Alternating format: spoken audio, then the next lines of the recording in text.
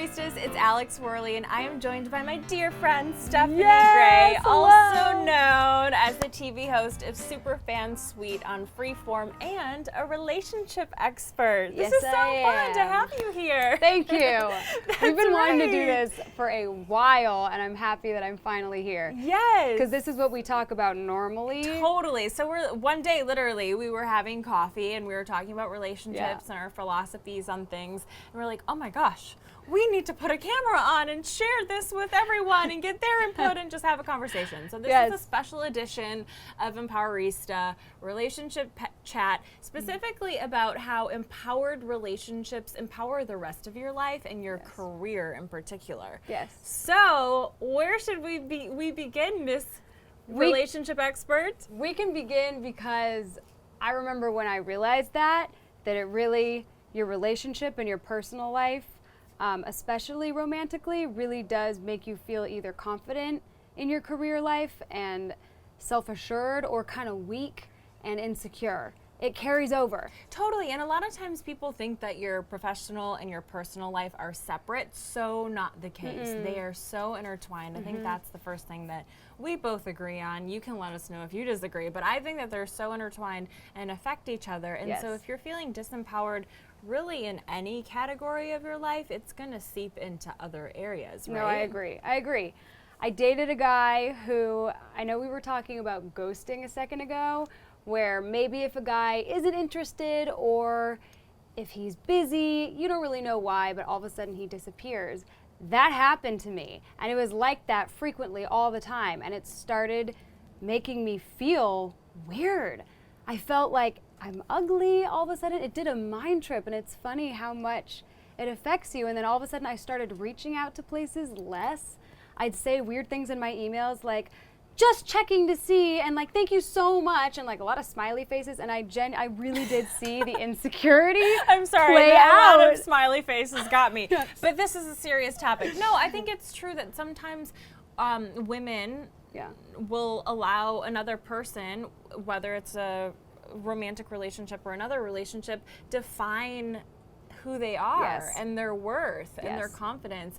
And that's the first no-no I think that we can establish, is that nobody else defines your worth. Just because a guy is ghosting you or not interested, or maybe has another girlfriend or whatever it is, just because he's not interested doesn't mean that there aren't going to be a bunch of other people that are, and it doesn't mean that you aren't fabulous and beautiful and great just the way you are. You literally need to have that confidence, because it's like that movie, He's Just Not That Into You, where this is if there's one thing I could convey and have women actively do, it would be not to chase men who aren't chasing you back. I think that is so important, and it's the reason why so many people get hurt, and it's the reason why so many people are insecure in their relationship and have bad luck with men. You gotta let it go. You gotta learn how to let it go. And I think it's hard. It's so hard to let it go. And the only way you can is to think to yourself. This is how I did it personally when I had to let that guy go. I thought to myself, I could cling and text him and go to dinner with him. Okay, because we were maybe going to do it. He never reached back out, so I thought I could reach back out and then wonder the whole time that I'm sitting at dinner, does he really want to be here, or did he feel bad? Did he really want to be here, or is this a pity date? Or I can know that I'm freaking fun on my own, and I'm going to go get myself a veggie grill party, and I'm going to set up my movie, and I'm going to watch it by myself, and I don't need him. If he doesn't want me, I'm okay alone. So you've got to be okay. I love that point that you made, that if it's not reciprocated, because it's okay, in my opinion, for a woman to pursue a guy, to make the first move, to be assertive, to say what you want and need. But if it's not being reciprocated, if it's a one-way street, I think that that's a really, really good sign that, okay, you deserve someone who's into you as well. And at the end of the day, it just comes down to choices. And if you're seeing that somebody's not pursuing you back, you have the disempowered choice in front of you and the empowered choice. And the empowered choice! Yes, and I think the empowered choice in that case you're suggesting would be, you know what? You're going to have a good time anyway. Yeah. By yourself. And sometimes you just have to choose to, because sometimes you don't think or believe that. But if you just choose to have a good time and you're like, you know what, I don't really feel like having a night to myself right now, but I'm going to make this I'm going to make it fun. I'm going to go get some Ben and Yes, Jerry's. you know what's I'm fun go to queue yourself. Up Netflix. Yes. Yeah. This is going to weird you out, okay? So I'm ready for it. This is kind of shocking, Yeah. and I know a lot of people are going to say, are you crazy? You lost your mind. But did you see, okay, there's a secret deodorant commercial. There's a secret deodorant commercial where there's a guy and a girl. There's a guy and a girl at the table out to dinner. He opens a fortune cookie and it says something romantic in there, okay? And he's like, well, that's weird. Why does it say my name in the fortune? This is so creepy. And then the girl across the table, that was her intro to propose, to literally pop the question to her boyfriend. So she kneels down on the ground and she's like, shut up, James, or whatever his name is. Will you marry me? That got my brain thinking total power shift, because girls are the ones who have to wait around, right, for the guy to propose. So we have to just sit there pretty. Right. That's the tradition. And we have to sit there pretty, being perfect, hoping that he'll come along. But I feel like if it was a two-way street, then the guys would be also thinking to themselves, well, geez, you know, I can't treat her like crap. What if she doesn't propose to me? Yeah, no, I have thought a lot about this topic in general too, how and not so much about the actual act of asking somebody, but the deciding when this is going to happen. Like, that should be a mutual thing. Like, you should be having a conversation with the person you're dating if you want to be in a serious monogamous relationship pretty early on about what are your intentions. Do you want to get married someday? When ideally do you want to get married? What do you expect out of a marriage? Like, that should be a mutual conversation, and everything from the ring to the proposal and when you're going to get married. Like, I think that it's a dance between two people, but it should be mutual, you know? In my parents' relationship, it wasn't. My mom lived with my dad and sort of waited around and went against all of her family's traditions of living with a guy before marriage, and just kind of caused a lot of, she was upset. You know, it causes tension in the relationship when one person wants it and the other person maybe isn't ready yet. Yeah. So then you have to figure out to yourself, are you going to just continue to wait around until they're ready?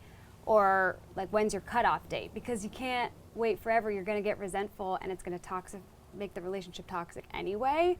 So I would probably tell women, if it's not mutual, like you're saying, you got to give yourself a deadline.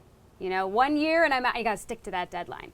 1 year and I'm out. Like, how long do I really want to wait for this guy? Think about your eggs. Think about that, okay? You got to really think, because in the scheme of things, life isn't a fairy tale of Snow White. It's just not like that, you know? Stuff is real. Your eggs dry up. You might like a guy, he might not like you back. You might like a guy, he might cheat on you. I mean, you might have children with him and he cheats on you. Real life is messy, and I just feel like you've got to have at least some kind of direction in your own head where you're not just going to go totally with the flow, but make decisions. But to play devil's advocate, I do know of some people who have been in a relationship, women in particular, who have just gone with the flow and have trusted that they're with the right partner. Like, I feel like it could be argued that it's more important to be with the right person versus a particular timeline. I actually just had a friend that just got engaged, and they did not have a timeline. She was just like, oh, whenever he asks me, he asks me. I'm not concerned about it. But she was very, very confident in her relationship with him. Then she it's knew fine. He wanted to eventually get married. Yeah. So maybe it's a balance. It's only if maybe it's like if you insecurity. know that you guys are on this. I think the most important thing is being on the same page. Yes. If you're and not on the same page. that may involve a deadline, or it may not. Yes, and if you're not on the same page, then I think it's the most important to have deadlines for yourself, because you can't change someone. You really can't change them. You know, if they're not interested now, maybe they'll be interested if you have time apart, but you're not going to be able to force them to be interested in you. It's never going to happen. And I think another really good thing to keep in mind is there's no one size fits all for how to do life. That means that maybe you don't want to get married and you just want to be in a serious relationship. Maybe you want to be single. Maybe you want to have kids. Maybe you don't. Maybe you want to freeze your eggs. There's so many options nowadays that it helps. Luckily are becoming more socially acceptable too, so it's not as difficult to go against the grain.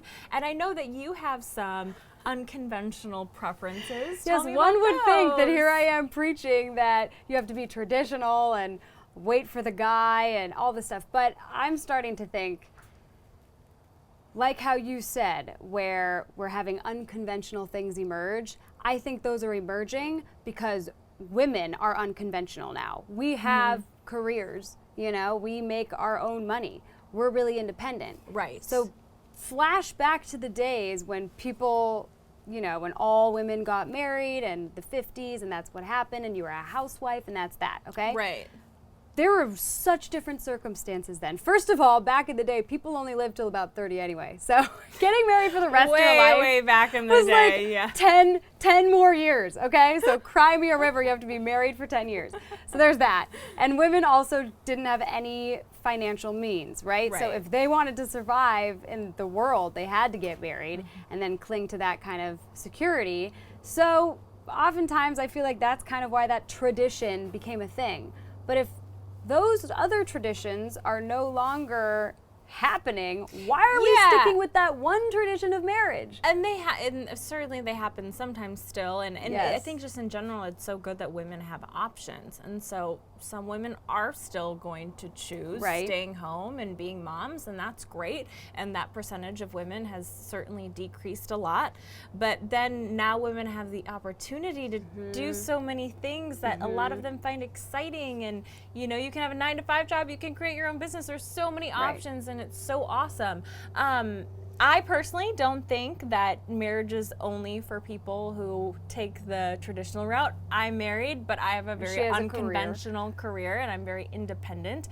And I think it goes back to being on the same page. My husband and I have those same values of, at the end of the day, yes, we're a couple, but we're also individuals too.